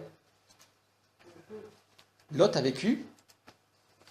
On ne connaît pas la date de naissance de Lot, ni son âge à sa mort. C'est-à-dire qu'il y a plusieurs personnages bibliques, on nous dit son père avait tel âge quand il est né, il est mort à tel âge, etc. Donc là, moi, je me suis amusé à faire une généalogie biblique avec tous les noms et les âges. Lot, on ne sait pas, ça ne nous est pas donné. Il y a des éléments qui nous sont donnés qui nous disent que, je crois que je l'ai mis, ouais, c'est ça. Les généalogies donnent une naissance pour Lot entre 1966 ans et 2081 ans après la création. Ça, c'est pas daté par rapport à Jésus, évidemment. Soit entre moins 1950 et moins 1840 par rapport à Jésus. Comment on le sait? Parce qu'en fait, il nous est dit que le grand-père de Lot a enterré, que le père de Lot a enterré son grand-père, et que Lot est né, il avait connu son grand-père. Donc en fait, par rapport à des comptes comme ça, on arrive à trouver un intervalle assez petit quand même, de l'ordre du siècle, 90 ans, où on est, bibliquement, on sait que Lot est né dans cet intervalle de temps. Ce qui correspond, puisque ici, on est à moins 1890, et là, voilà, on est entre les deux. Et à l'époque, les gens vivaient à peu près combien de temps? Alors, à l'époque de Lot, Abraham a vécu 175 ans. Mais Abraham était un cas particulier. Donc, globalement, les gens vivaient 80-100 ans, quoi. Parce que tu dis qu'il était environ 1700 avant Jésus-Christ, donc... Oui, mais ça, c'est ce que j'ai dit, le 1700 avant Jésus-Christ, c'est ce qu'on reconnaît habituellement sans faire de calcul. Les gens disent, voilà, si vous prenez des ouvrages, vous allez voir, c'est environ 1700 avant Jésus-Christ. Je me suis pas, ça m'intéresse pas le environ 1700 sans rien. Donc je suis allé chercher, et j'ai fait tous mes petits comptes, mes petits tableaux Excel là, pour faire des calculs dans tous les sens, et j'ai trouvé un intervalle où de façon certaine, je peux affirmer que dans la Bible, c'est dit que Lot est né entre moins 1950 et moins 1840. Voilà. Projet de 90 ans quand même. Je reviens sur notre catastrophe de Sodome et Gomorrhe. Donc maintenant, elle est localisée et elle est datée. Mais a-t-on d'autres traces de la formation d'un épais nuage se déplaçant dans l'atmosphère? Parce que c'est quand même énorme ce qui s'est passé. Nous, on aurait pu croire ce qu'on appelle l'hiver, enfin, tu vois. Sachant que s'il y a un nuage de cette ampleur, c'est une explosion de cette ampleur sur la planète, c'est clair que... Je vais fermer la fenêtre. Il est clair que d'un point de vue mondial, il y a eu des répercussions. Alors, on a un monsieur qui s'appelle Lonnie Thompson. Lonnie Thompson, c'est professeur de l'université de l'État d'Ohio aux États-Unis. Alors, je vais quand même mettre un peu son pédigré parce que c'est quand même pas n'importe qui. Donc, c'est un paléoclimatologue américain, professeur à l'université, distingué à l'école des sciences de la Terre à l'université d'État de l'Ohio. C'est la référence mondiale au niveau d'université pour la paléoclimatologie. Il a obtenu une reconnaissance mondiale pour ses forages et analyses des carottes de glace, des glaciers et des carottes glaciaires dans les régions tropicales et subtropicales du monde. Lui et sa femme dirigent le groupe de recherche sur la paléoclimatologie du noyau glacé au centre de recherche polaire BIRD. C'est pas n'importe qui, c'est la référence mondiale de paléoclimatologie. Ce monsieur donc a étudié de très nombreuses carottes de glace qu'il a lui-même été chercher et elles sont toutes stockées à l'université de l'Ohio d'ailleurs. Donc il a été au Pérou, au Tibet, au Groenland, en Antarctique, partout. Partout où on peut trouver de la glace, il est passé. Alors pourquoi les carottes de glace? Pour ceux qui ne le savent pas, la glace enregistre les changements climatiques en emprisonnant tout ce qui se trouve dans l'atmosphère au moment où elle gèle, et en particulier de petites bulles d'air. Dans toutes les glaces, il y a des petites bulles d'air. Ce qui fait que quand on les décongèle, on peut relever la petite bulle d'air et analyser l'air qu'il y avait à telle époque. Voilà. Donc tout ça, c'est conservé dans des chambres froides. Toutes les carottes de glace. On peut ainsi connaître la température et le climat plusieurs milliers d'années en arrière. Une carotte de glace retirée du sud du Pérou a particulièrement intrigué Lonnie Thompson et son épouse, surtout lui, donc au Pérou. À sa base, donc la carotte elle faisait 30 mètres de long. Donc ils utilisent des techniques de forage pétrolier pour aller chercher des carottes, elle faisait 30 mètres de long d'épaisseur. Il y avait une couche épaisse, donc à sa base, à 30 mètres, il y avait une couche épaisse de restes de plantes parfaitement conservées, recouverte d'une couche de gel. Parce que le gel, en fait, a une particularité par rapport à la neige ou à la glace, c'est que les cristaux ne sont pas les mêmes. Donc ça veut dire que c'est quelque chose qui a gelé très vite. Les cristaux ne sont pas les mêmes. Par comparaison, cette couche spécifique existe partout sur la planète. Il a vérifié dans toutes les carottes de glace, de tout ce qu'il a prélevé sur toute la planète, et il s'est rendu compte qu'à la même date, il y a le même phénomène. Un gel subit qui a recouvert toute la végétation. À chaque fois âgé de 5200 ans environ. Datation réalisée au carbone 14. Carbone 14, marge d'erreur. Alors la marge d'erreur annoncée par la datation au carbone 14 sur une date de 5000 ans, c'est plus ou moins 100 ans. Sachant qu'on sait que le carbone 14 est sujet au décalage de lecture, ce que j'ai expliqué tout à l'heure. Donc si je prends 5200 ans, c'est-à-dire soit entre 3050 et 3200 avant Jésus-Christ. Tout à l'heure, on était à moins 3123. Datation de l'astéroïde. Ici, on est sur un changement climatique mondial qui se situe entre moins 3050 et moins 3250. Ainsi, ce qu'on sait, maintenant c'est sûr, ça c'est sûr, hein, c'est M. Thomson qui l'a établi, c'est reconnu. Donc vers 3150 avant Jésus-Christ, je prends la moyenne des deux, entre les deux dates extrêmes, pour la moyenne, donc, vers. Les prairies nord-américaines se retrouvent subitement sous la neige, alors que c'était un climat, c'était une prairie verte, il y avait de l'eau partout, c'était formidable. Donc laissant place au désert du Colorado, des Mojaves, du Grand Bassin. Les prairies richement irriguées de l'Afrique ont été subitement asséchées, laissant place au désert du Sahara. Tout ça s'est produit à la même période. Les forêts tropicales du Chili se sont retrouvées sous une couche de gel et de neige, laissant la place au désert d'Atacama. Les plaines richement irriguées de la péninsule arabique se trouvent subitement sous le gel, laissant place au désert d'Arabie. Les riches plaines de Mongolie sont détruites par un gel subi, laissant place au désert de Gobi. Le continent australien est aussi touché par une vague de grand gel, laissant place au désert de Simpson et de Gibson. J'ai pris quelques exemples, mais j'ai relevé, je crois que c'est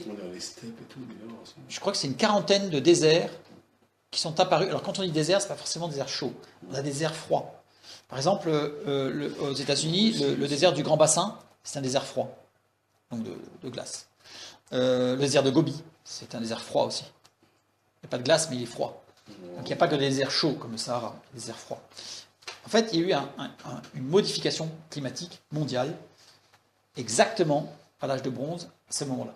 Un peu comme on dirait l'hiver nucléaire en cas de fusion. Et à chaque fois, des peuples, des cultures, des civilisations ont disparu. Évidemment. Évidemment, vous prenez des Indiens en Amérique, des Amérindiens qui vivaient sous les tropiques, et puis du jour au lendemain, il fait -5 pendant 3 mois, c'est sûr qu'ils ne survivent pas. Ils ne survivent pas. Revenons au texte biblique. Genèse 19, 24. Alors l'Éternel fit pleuvoir du ciel sur Sodome et sur Gomorrhe du soufre et du feu de par l'Éternel. Pleuvoir, on a dit que c'était matar. Matar, radicalifil, ce qu'on a vu tout à l'heure, faire pleuvoir des morceaux, souvent associés à la grêle.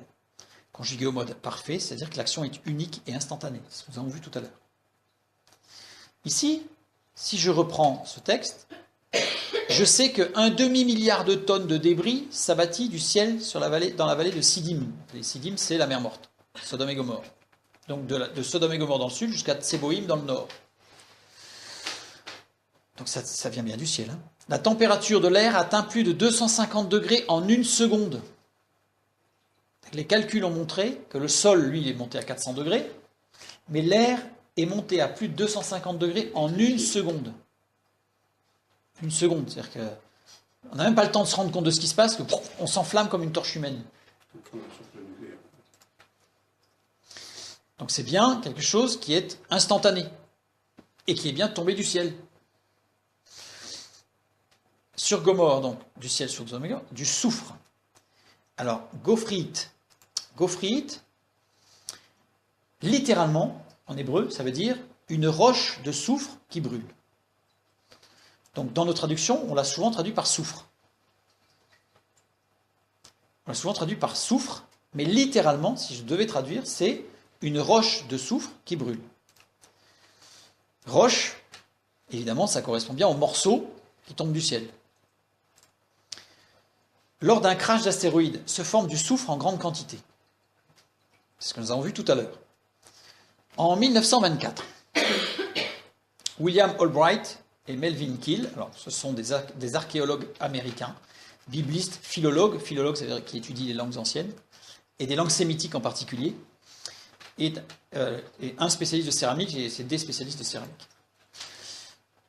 Les dépôts de rochers de soufre ont découvert, en fait, en 1924, des dépôts de rochers de soufre sur tout le bassin de la mer Morte.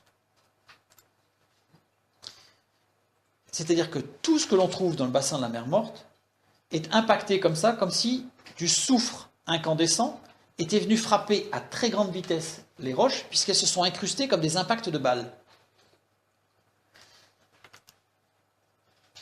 Et c'est rentré dedans. Et donc toutes les constructions, les murs que l'on peut retrouver, les vestiges, et les cailloux qui sont sur le sol sont tous criblés de ces rochers de soufre. Ces rochers de soufre.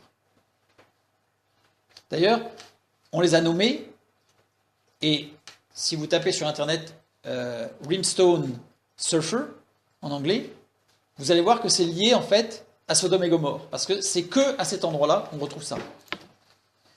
Voilà, ici j'ai mis une façade où on retrouve tous les impacts, je vais faire un gros plan, on retrouve tous les impacts ici, de morceaux de soufre qui sont plus ou moins gros, et c'est du soufre pur, 100% de soufre. C'est une sorte de coquille, si on se déplace dans la région avec un couteau ou quelque chose, on peut les prendre, il n'y a pas de problème, on les enlève, elles sont partout. Si on l'ouvre en deux, c'est du soufre à l'état pur. Mais du soufre à l'état pur, non pas cristallisé, je crois que c'est ce que j'ai mis ici. Ensuite. Donc ces concrétions ne se retrouvent nulle part ailleurs sur la Terre, pas un seul endroit sur Terre où on retrouve ça. Voilà à quoi ça ressemble. Ça ressemble à un caillou, une sorte de coque dure, vitrifiée, avec du soufre à l'intérieur. Le soufre primitif, par contre, ce qu'on appelle soufre primitif, c'est-à-dire ce qu'on peut retrouver dans les mines ou des choses comme ça, ou au pied des volcans, se trouve toujours soit en état cristallisé, soit associé à d'autres produits. En fait, de l'acide sulfurique, on va trouver du SO4, associé à d'autres, mais pur, non. Ou alors sous forme de cristal. Voilà, par exemple, différents cristaux que l'on peut retrouver sur Terre, il y en a qui sont très beaux, mais ça ne correspond pas du tout à ce qui existe dans la vallée de la mer Morte, dans la vallée de Sidim. Et les impacts montrent que c'est tombé à très grande vitesse, à très haute température, partout sur la vallée. La ville de Sodome, c'était une ville fortifiée. Nous l'avons vu. Lot y entra après l'attaque des 5 rois. On a vu qu'il y a 5 rois qui l'ont pris, il était dans la vallée. Abraham est venu le libérer, il est revenu dans la vallée, et là il s'est dit, quand même, ça craint, donc je vais en ville, dans cette ville fortifiée, comme ça je suis protégé. Donc là il est rentré à ce moment-là. Bon, les textes, je les donne. Voilà ce qu'on trouve comme concrétion. Alors certains vous disent, ça, mais non, ça, en fait, ça ce sont des rochers, en fait. Des falaises, quoi. Mais si on regarde de près, ce sont des cailloux, d'ailleurs, quand on voit qu'ils sont impactés de soufre, des boules de soufre, là, partout, et qui sont brûlés. C'est-à-dire que la pierre, elle est brûlée. Et ça nous rappelle fortement les constructions à double rempart, comme ça. On voit le premier rempart très épais de 13 mètres, et le deuxième, moins épais, en hauteur, avec ici une plateforme où il y avait des habitations. Cette ville était construite près d'un cours d'eau, ou sur un cours d'eau. Beaucoup de villes, à l'âge de bronze, toutes les villes, se bâtissaient près de l'eau. Donc on retrouve des paysages comme cela, et si on regarde bien, en fait, on a le lit de la rivière. Tout simplement. Et on retrouve des temples cananéens. Alors vous allez me dire, ouais, voilà, sachant qu'il faut imaginer que c'est plat, hein. C'est un désert, c'est plat. Et d'un seul coup, vous avez des monticules, vous avez des murailles qui se séparent, vous avez une grande plaine, et d'un seul coup, vous avez des tas de murailles qui font tout un énorme espace, qui en fait étaient plutôt les murailles de la ville. Ici, si je fais un zoom sur cette partie-là, ici, qu'est-ce qu'on y trouve? Les emplacements des piliers en bois de soutènement. Parce que curieusement, tous les trous ont la même taille, tous les trous sont espacés de façon régulière, et tout autour. Donc, si c'était purement naturel, c'est pas possible. On sait très bien que d'un point de vue naturel, il peut y avoir de l'érosion, il peut y avoir plein de choses, mais pas des lignes horizontales superposées, parfaitement parallèles, de trous qui ont tous les mêmes dimensions et qui sont espacés de tous de la même côte. Donc on sait très bien, sachant qu'on sait qu'à l'époque, les zigouras étaient construits de cette manière-là. Voilà. Un autre monticule que l'on peut retrouver ici. C'est du soufre? C'est pas du soufre, c'est de la pierre incrustée comme de balles, comme de petites balles qui vont de la bille jusqu'aux balles de ping-pong, voire de tennis, qui sont incrustées dedans, mitraillées, quoi. Mitraillées. Et tout fut brûlé à très haute température. On a des exemples ici, quand on prend au niveau d'un mur, enfin, ce qui était un mur, si je fais un zoom, on y trouve ceci. C'est de la pierre, hein. C'est de la pierre fondue. C'est de la pierre fondue qui a suivi les flammes, en fait. Donc c'est d'une très très grande violence. Et là, regardez, on voit les flammes, en fait, qui montent et qui ont tout fondu. Pourquoi? Parce qu'on va le voir juste après, mais déjà du soufre qui brûle, c'est à très haute température. Si vous faites l'expérience, imaginons que vous alliez dans cette région et que vous récupériez des petites billes de soufre, vous pouvez les récupérer, il y en a partout. Vous les cassez et vous mettez le feu au soufre, très facile. Vous mettez le feu, ça s'enflamme tout de suite.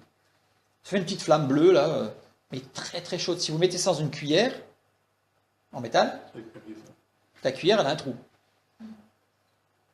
Alors certains disent, ah ouais, mais non, mais tout ce soufre, c'est parce qu'à l'époque, les gens utilisaient le soufre comme combustible. Honnêtement, je ne sais pas si vous avez déjà fait brûler du soufre, mais alors l'odeur, je ne vous raconte pas, on n'appellerait pas ça la vallée comme le jardin de l'Éternel, hein, parce que ça sent l'œuf pourri, c'est abominable. Hein. Donc s'ils utilisaient ça comme combustible, bonjour la ville. Hein. Donc on voit bien que ça ne tient pas. Ce soufre, en fait, il vient d'en haut.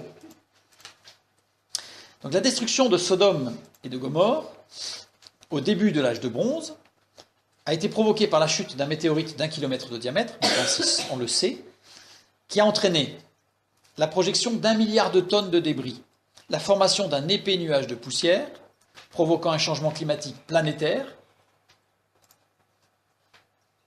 On estime par des calculs que cette explosion a fait chuter la température moyenne de la planète de 6 degrés. Aujourd'hui, on vous parle du réchauffement climatique et que c'est une catastrophe parce que la température moyenne risque de monter de 0,5 degrés. Sachant que quand on dit catastrophe, ça veut dire niveau de la mer, ça veut dire cataclysme, ça veut dire tempête, ouragan. Imaginez ce qui s'est passé à ce moment-là. 6 degrés. Des parties du monde se sont retrouvées sous les glaces, d'autres parties du monde se sont transformées en désert aride. On a vu tout à l'heure.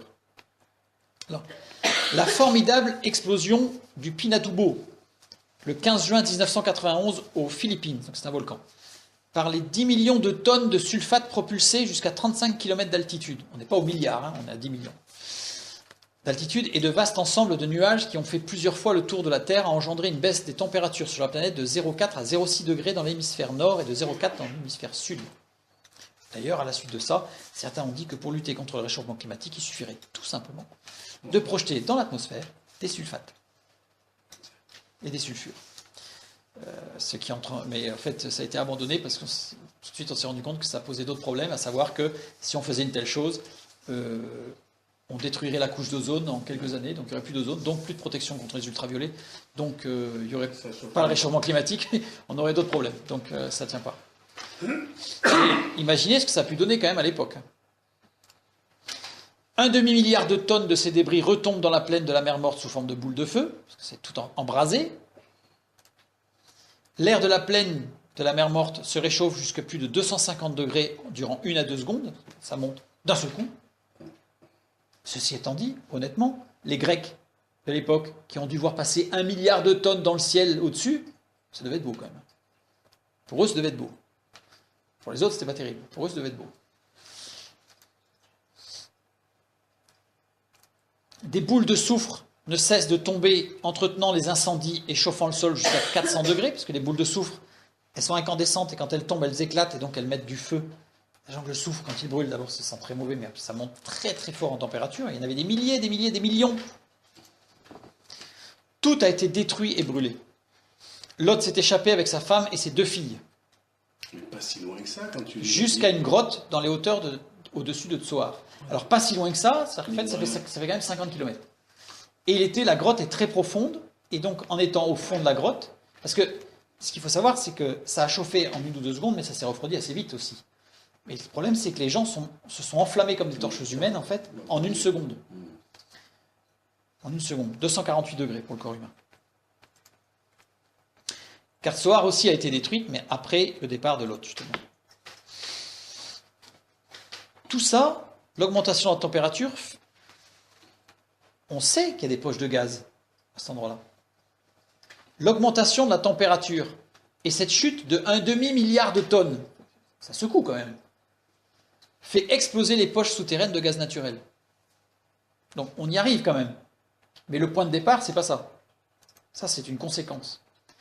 Et ce qui s'est passé, c'est que ça a projeté le sel des mines de sel souterraines abondantes de la région. C'est-à-dire qu'on sait qu'il y avait des mines de sel, on sait que Salomon se procurait le sel en très grande quantité dans cette région-là, parce qu'il y avait des mines de sel. Mais là, elles ont explosé. Elles ont explosé, littéralement. Ce qui a engendré cette salinité particulière de la mer Morte. Alors certains disent que la mer Morte, en fait, c'est parce que comme elle est à 400 mètres sous le niveau de la mer, à un moment donné, dans les ères anciennes, le niveau des mers a monté, donc la Méditerranée est passée par-dessus les montagnes et a rempli cette cuvette. Ensuite, elle s'est retirée et par évaporation, il ne reste plus que le sel. Sauf que si on fait un calcul de volume de sel de la mer Morte, qui est à 35%, enfin 275 grammes, 275 grammes de sel par litre d'eau, c'est pas le lac le plus salé du monde. En Afrique, il y a un lac qui fait 370 grammes de sel par litre. Là, c'est 275. Si on fait un calcul par rapport au volume de l'eau, à peu près, ça veut dire que 1/100 du sel de toute la Méditerranée se serait accumulé juste dans ce tout petit endroit de 75 km de long.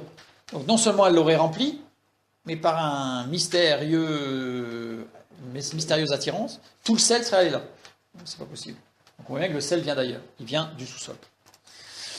La terre vomit des coulées de bitume sur les puits de forage, par les puits de forage, parce qu'en fait le texte biblique nous dit qu'il y avait des puits de bitume qui étaient utilisés justement pour enduire les murs des forteresses. Donc imaginez du bitume avec du soufre qui tombe dessus enflammé. Bitume, c'est une sorte de goudron. C'est du pétrole brut en fait. Pétrole brut à l'état visqueux. Voilà, l'état visqueux. Certains textes anciens parlent de poids. Par exemple, dans le bateau de Noé, il est parlé de la poix, c'est du bitume en fait, qui permet, c'est une sorte de pâte très épaisse, une sorte de très grasse, qui permet d'étancher en fait, étancher les bateaux. Ils utilisaient beaucoup ça pour étancher les bateaux. Et donc là, il y avait des puits de bitume, puisqu'on a des textes anciens, et même dans la Bible, il est parlé de ces puits de bitume. Et bien en fait, sous la pression, la température, le bitume ressort en coulée. J'ai mis une photo, je crois. Donc voilà ici, donc là c'est une coulée de bitume, donc il y a plein de cailloux, il y a tout qui ressort. C'est pour ça que j'ai employé le verbe de vomir. C'est vraiment quelque chose où ça ressort de façon pâteuse. C'est un peu comme une lave basaltique, mais ce n'est pas de la lave, c'est du bitume. Sachant que ça s'enflamme très très bien et ça brûle très longtemps. Et ça monte très haut en température aussi. Donc ça, on cumule. Et il s'enflamme instantanément vu la température du sol, évidemment. Donc le gaz, explosion avec des flammes on entretient tout là.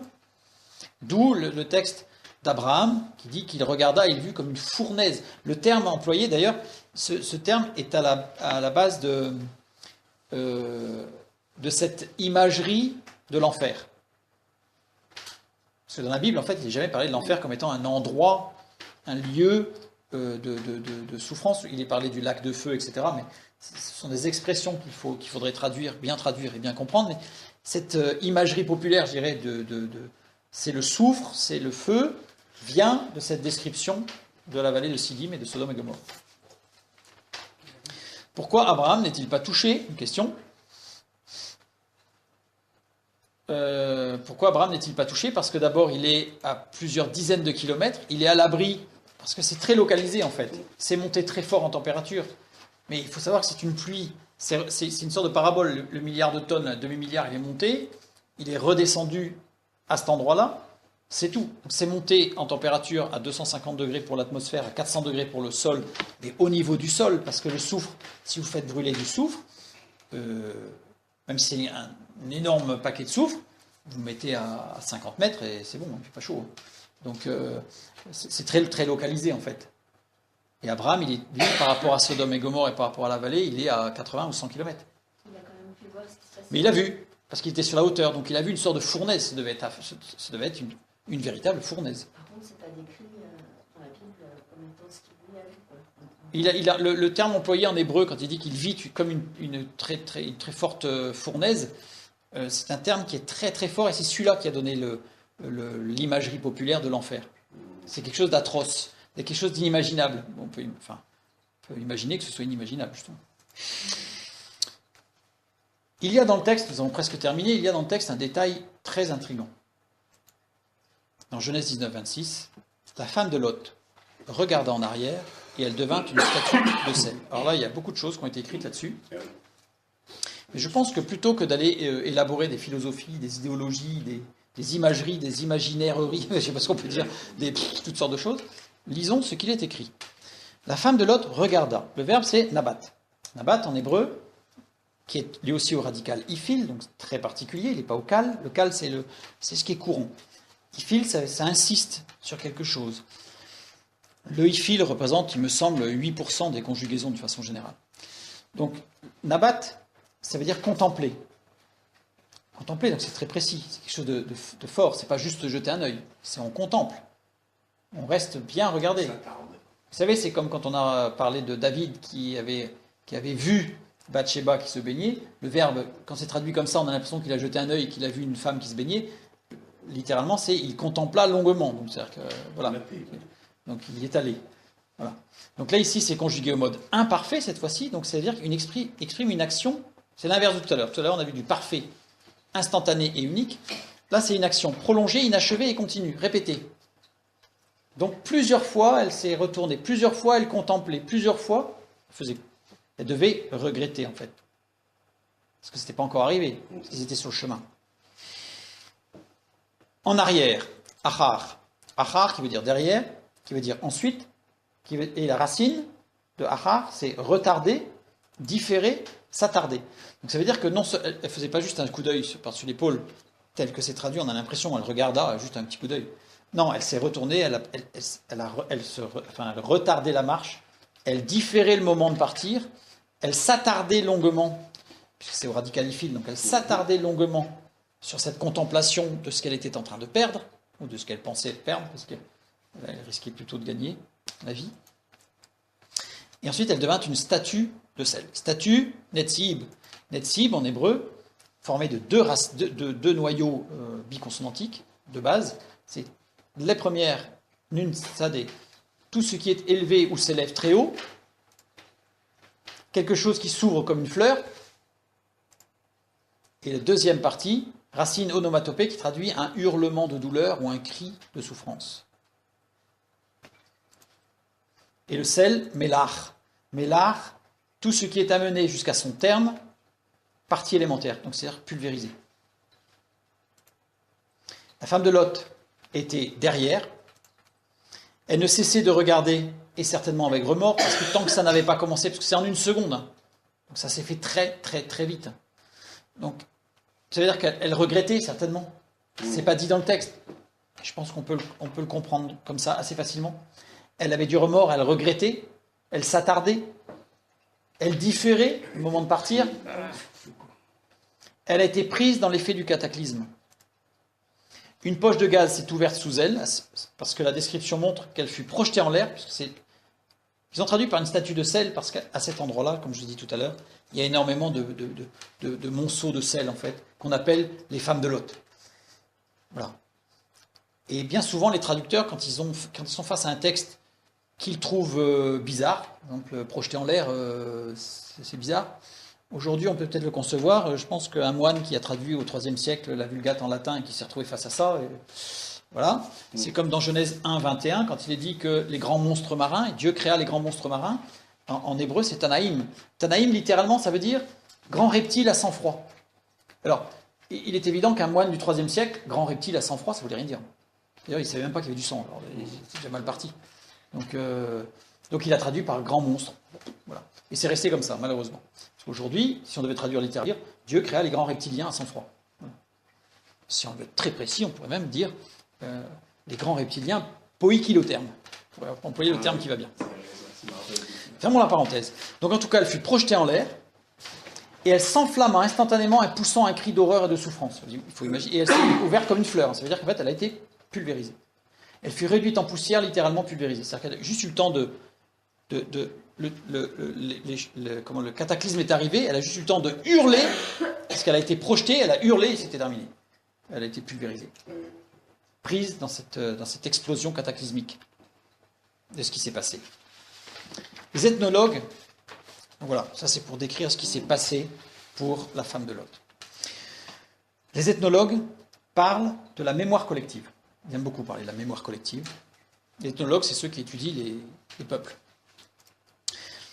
Et pour eux, une preuve ethnologique d'un fait, c'est quand la mémoire collective se rappelle de ce fait. C'est-à-dire que ça a marqué les esprits et que on retrouve ce fait dans plusieurs peuples, dans plusieurs, c'est dans une région, mais dans toutes les tribus, etc.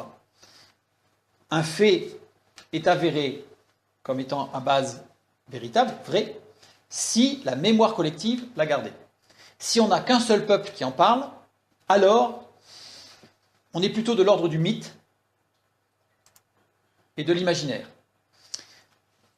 Les ethnologues nous disent que le récit de la destruction de Sodome et de Gomorrhe ne se trouve que dans la Bible. Enfin, ce n'est pas les ethnologues d'ailleurs qui le disent. Ce sont les gens qui parlent de l'ethnologie. Vous allez voir pourquoi je fais une nuance. Le récit de la destruction de Sodome et Gomorrhe ne se retrouve que dans la Bible. Preuve, entre guillemets, que c'est un mythe adapté. Alors on a bien vu, là, dans toute notre description de ce soir, qu'on est loin d'un mythe adapté, c'est-à-dire qu'on est très précis. En réalité, il existe au moins 20 mythes anciens qui racontent des destructions du type de l'ampleur d'un impact d'astéroïdes. C'est-à-dire qu'en fait, ça a marqué ce qui s'est passé d'un point de vue mondial. J'ai mis l'exemple d'un des mythes grecs, qui est le plus connu, parce qu'il en existe d'autres chez les Amérindiens, mais c'est franchement pas connu. Seul le récit biblique est précis et totalement cohérent. Je dirais presque contrairement à toute attente. C'est-à-dire que celui qui a écrit ça n'était pas dans la science de savoir tout ce qui se passait, de savoir tous les enchaînements. Et encore, il ne faut pas prendre trop de temps, j'ai un peu survolé, parce que dans les textes bibliques, on n'est pas rentré à fond. Mais si on rentre à fond, on y voit même des possibilités de réactions chimiques entre le soufre, le NaCl, le sel. Enfin, il se passe des tas de choses, en fait. Oui, Là, j'ai résumé le bitume est pour montrer, parce que, voilà, faute de temps. Puis après, ça devient un peu fastidieux, parce que c'est tellement de détails que ça devient trop important. Mais voilà, on voit que le texte biblique est d'une précision extraordinaire, et que ce qui s'est passé à Sodome et Gomorrhe est loin d'être un mythe. C'est exactement ce qui s'est passé, et c'est bien tombé du ciel. Et un petit détail que je n'ai pas voulu développer, mais que je fais juste que signaler, c'est que beaucoup de termes employés sur justement les morceaux, les pierres de soufre en feu qui brûlent, etc., sont des mots qui ne sont employés dans la parole de Dieu qu'à 2 endroits, à Sodome et Gomorrhe, et dans les prophéties de ce qui va se passer à la fin des temps.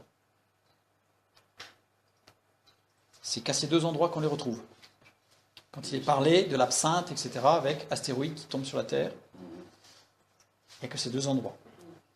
Pour d'autres termes, comme le verbe pleuvoir, on le retrouve à un autre endroit, en Genèse. Là, ce n'est pas un endroit sur la prophétie, mais c'est un endroit, quelque chose qui s'est produit avant ces événements-là. C'est produit à la sortie du Jardin d'Éden. Et donc, voilà. On a des choses très précises qui ne sont pas là que pour des faits historiques, bien que tous les détails nous soient utiles. Comme on l'a vu tout à l'heure, des textes qui nous parlent des Philistins qui se sont installés à tel endroit et qui sont séparés en 3, on a l'impression que ça ne sert à rien. Mais en fait, c'est ce qui nous permet de comprendre, de géographiquement bien localiser tout ce qui se passe. Et on a d'autres termes qui nous parlent de différents passages.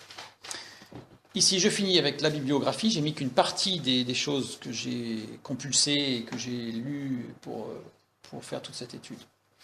Que Dieu vous bénisse. À bientôt et bonne fin de soirée.